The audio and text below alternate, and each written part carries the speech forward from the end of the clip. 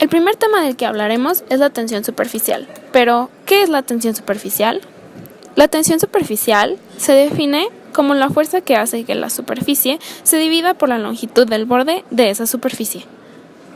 En una superficie de un líquido, las moléculas que están por debajo de esta sienten fuerzas horizontalmente y para abajo, mas no para arriba, porque no existen moléculas por encima de ellas, lo que resulta en que las moléculas de la superficie son atraídas por las del interior de este. En algunos casos, esta película que forman las moléculas superficiales se comportan como una membrana elástica tirante.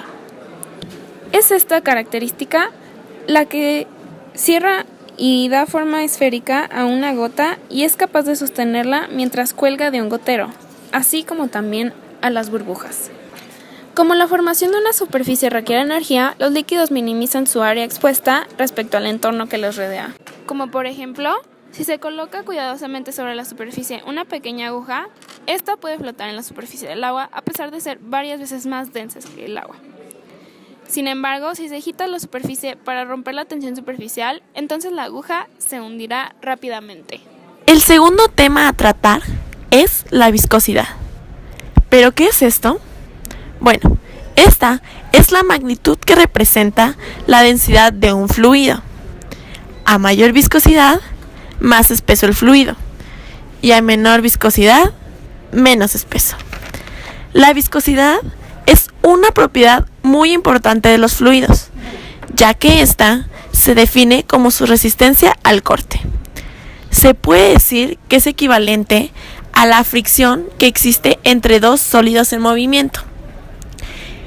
Entre los productos más viscosos se encuentran desde la gelatina, diversos tipos de jabones, geles y demás productos que te ayudarán a la belleza. A continuación hablaremos de la capilaridad. ¿Qué es la capilaridad? La capilaridad es un fenómeno que hace que la superficie de un fluido, al entrar en contacto con un sólido, suba o baje. Esto dependerá si el elemento en cuestión se moja o no. Cuando tenemos un fluido en el interior de un tubo, hay dos fuerzas que actúan sobre él. La primera se llama fuerzas de cohesión. Esta unirá a las moléculas de agua entre sí.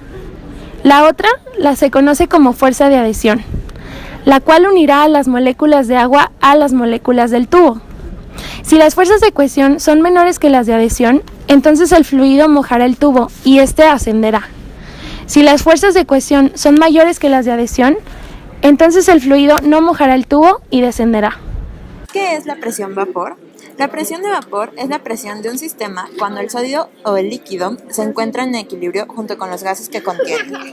Los vapores o gases tienden a ocupar un mayor volumen y ejercen presión sobre las paredes de los objetos que los contienen. La presión vapor de un líquido puro es función única de la temperatura de saturación. Este tipo de presión se relaciona con la temperatura por medio de la ecuación de Clausius-Clapeyron. Existen varios tipos de ecuaciones, pero todas vuelven a esa misma ecuación.